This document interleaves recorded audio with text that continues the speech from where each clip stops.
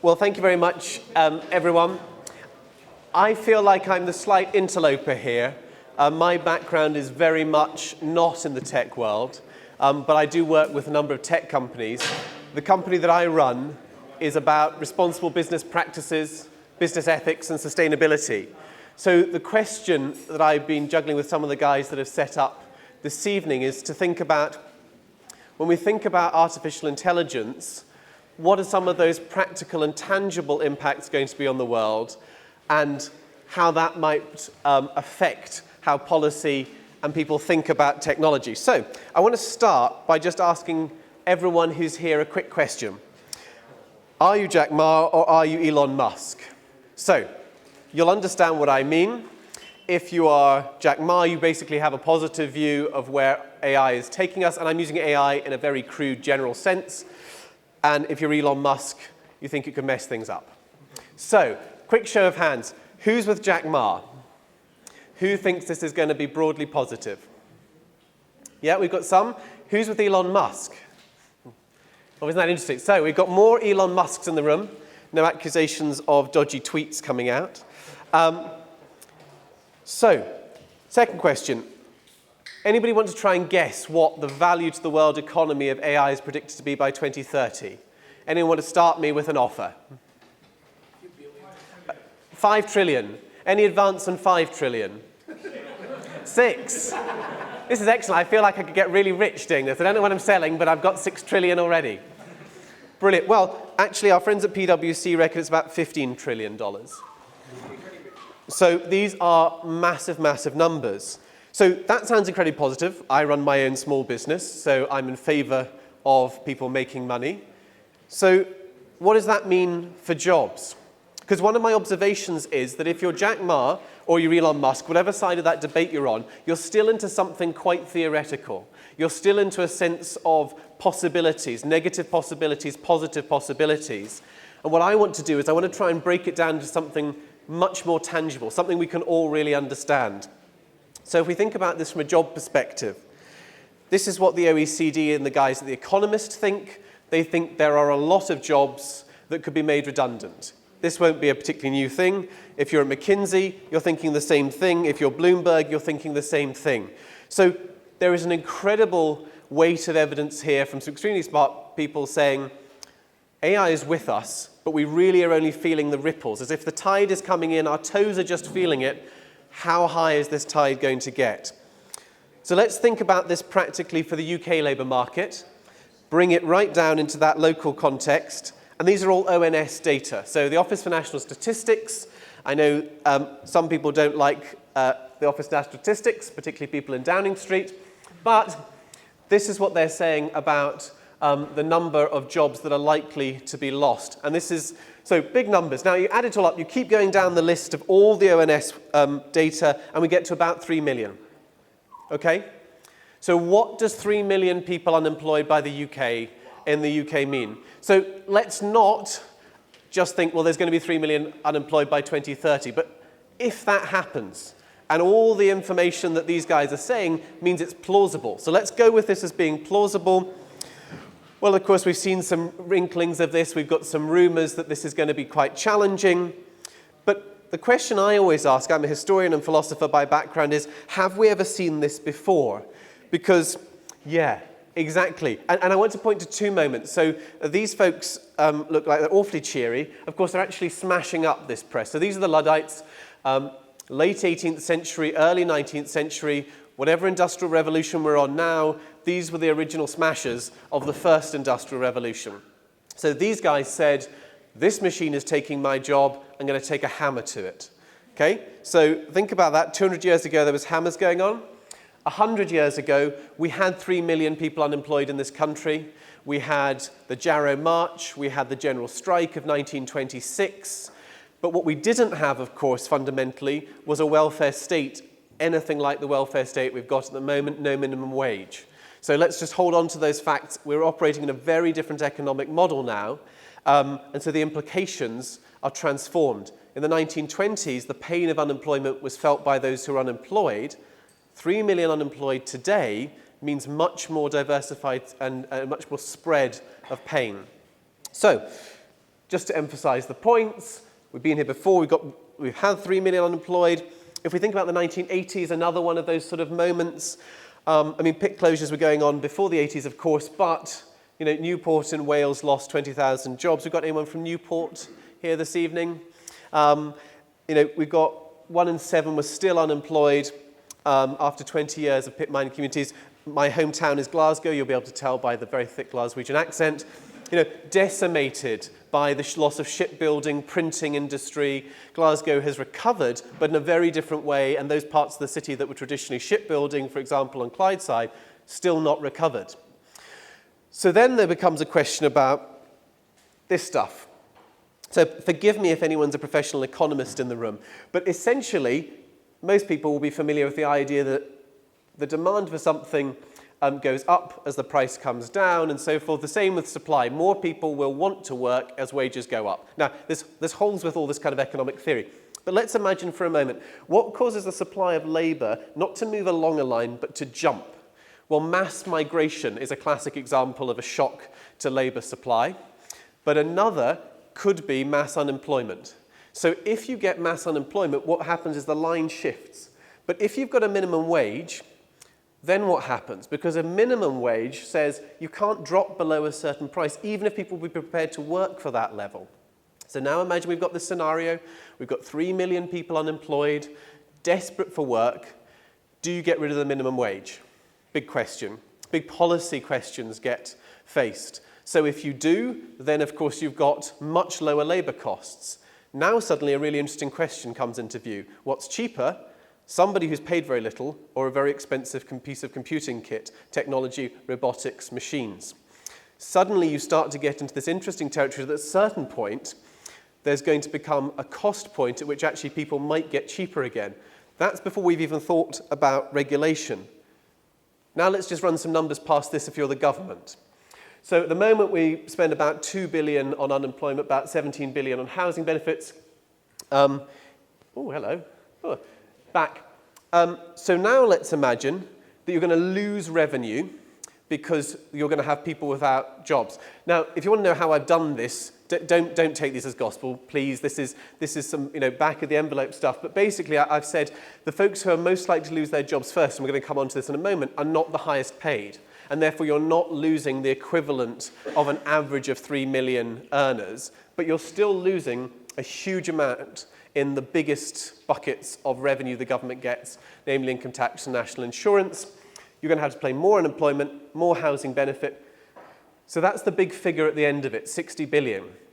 So now you're the government, and you're now facing 60 billion on an annualized basis, and you're starting to think, maybe I should start regulating before I go bankrupt. So then you get an interesting question of how do you regulate AI, and you might then get some very bad pieces of legislation being passed that are going to have some very profound impacts for lots of people in this room for many years to come. So there's a question mark here about whether what looks like tremendous short-term success, because if you've delivered 3 million in unemployment, that's incredible success for the technology. However, the problem is the whiplash. Because what can come back and bite you is a government highly motivated with 3 million people unemployed, 60 billion in deficit every year, seeking to try and regulate this. So you're going to put regulation in place, there's going to be taxation, and suddenly you're going to find people coming back into the workplace rather than machines. So there comes a big question of how likely is this negative outcome? And I want to just draw some sociological points here about these impacts are not neutral. So Ryan talked about ethics and bias in his first talk. I'm not talking so much here about bias as I am talking about the distribution of impact. So what this chart is saying is who is most likely to be replaced by machine learning and artificial intelligence? It's the folks with no formal qualifications. That's the lighter color of green at the top there. If you've got a PhD down at the bottom here or higher education, no, probably much harder to replace you in the medium term. So we've already got an education level inequality built into the likelihood of this impact. Next, let's think about geography. Well, are we in Camden here? Are we Camden, Westminster? I'm not sure where we are. Anyway, wherever we are, these are pretty safe areas from a geographical perspective for redundancy when it comes to AI. Looking at several of the other areas, you're talking about places that do not have the same kind of income levels or employment. When we think about the UK, it's one of the most unequal societies in the world from an income distribution perspective. Now, that may or may not be a good or bad thing. It just happens to be true, and it's likely that the impact of AI, were it to be as extreme as I'm suggesting, would exacerbate that. So this is a map of the City of London. We live in an incredibly divided city from a wealth perspective. I think that's pretty straightforward and obvious. But if we remove ourselves from the London bubble, we also live in a country that is very divided. Now, let me just go over here and point at some stuff. So essentially, really dark colours, all down here, mean people earn quite a lot. If you're wondering why it's 2011 data, because it's all based on the census, so it's the most complete data set we've last got. And you start looking at the lighter colours, the yellows, the oranges, the lighter reds, that's lower paid. Now over here, the ONS has done some work to say, where do we think the greatest impact from technology is likely to be on making people redundant? And there's a strong correlation between the fact that you've got Midlands, North here. This area is going to have high redundancy. It's already got lower income. So we've got a situation where we've got a geographical imbalance that's likely to be accentuated. What is it that governments pay particular attention to? Constituencies. Where are there lots of constituencies? In those areas. So there's going to be a political imperative that will be driven by this if we have this kind of mass unemployment. Next, gender. This isn't quite so clear-cut. In the short term, it appears there's likely to be a larger hit on women because they tend to have often service roles and lower paid roles at the moment. And so there's more likelihood of women being made redundant. In the long term, though, of course, if you take the Jack Ma view of the world, actually physical attributes, a desire to be at home potentially, these things could be and should be capable of being overcome by technology. But in the short term, it looks like there's going to be a negative gender impact here on women as well. So if we just think through these things, we've got gender issues, we've got geography issues, we've got wealth issues. This is a politician's nightmare unfolding before them, and it's going to cost a heck of a lot of money. So you can expect some very knee-jerk, very quick regulation. So as a final thought, how might we avoid some of these consequences? So I just want to suggest 5 things here. So the first is about being real. I was listening to the Today program earlier in the week. A big tech company was talking about encrypting lots of its transactions, and a number of leading governments have said, no, don't do that. That's going to have some very serious impacts for tackling a range of crimes. A spokeswoman for this company said on the radio, but you see, child pornography and child abuse happens in the real world.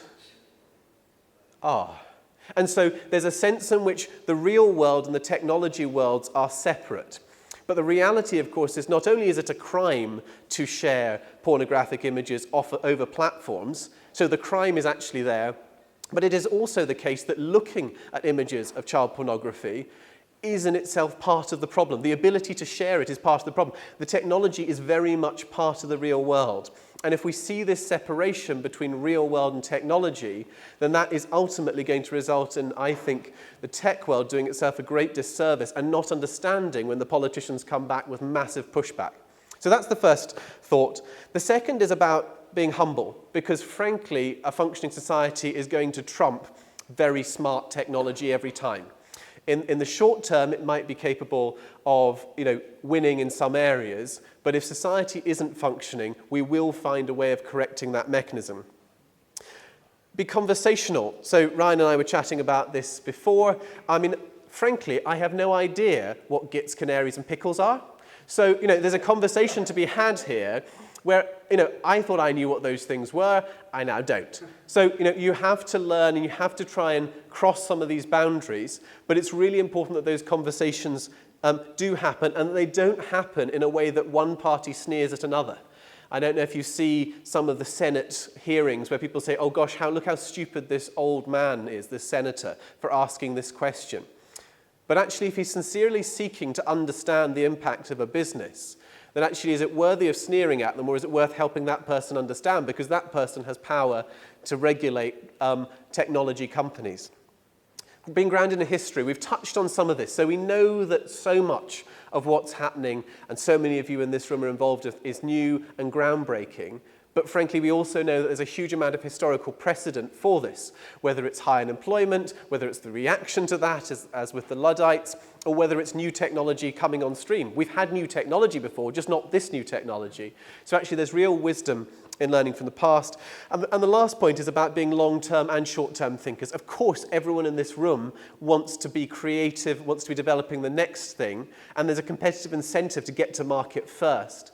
But actually, collectively, there is a need to think about the long term, that sense of how do we understand the world in a common context, so that as you are developing these amazing things, you're aware of the possible implications and how they might play out. So that's it from me. Hopefully some food for thought, and delighted to answer any questions if folks have got them. We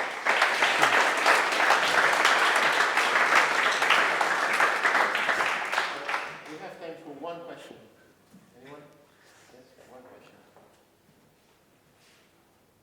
Am I speaking to the mic? Yeah. Okay. Yeah, cool. Thanks very much. That's very thought-provoking stuff.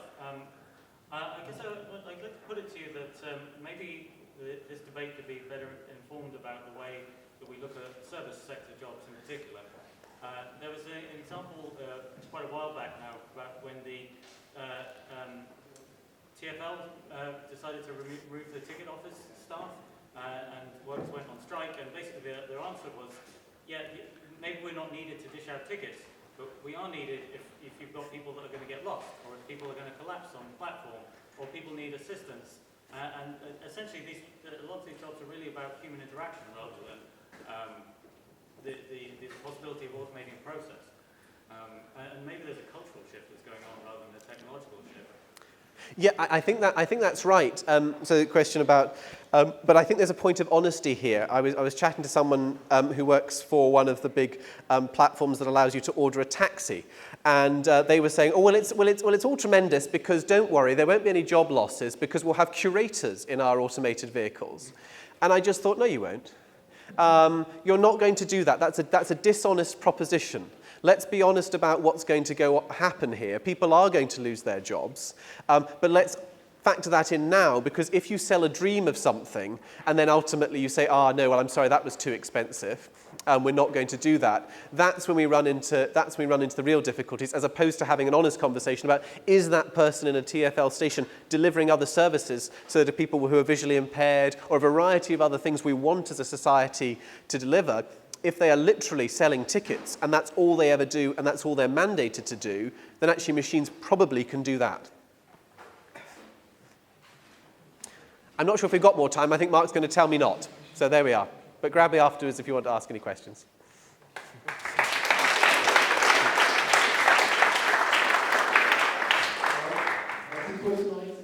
Pizza just arrived late today. I apologize for that. So feel free to grab some pizza. We're going to the pub afterwards if you want. So we have like 20 minutes left, more or less here. Yeah? So we have 20 minutes, grab some pizza.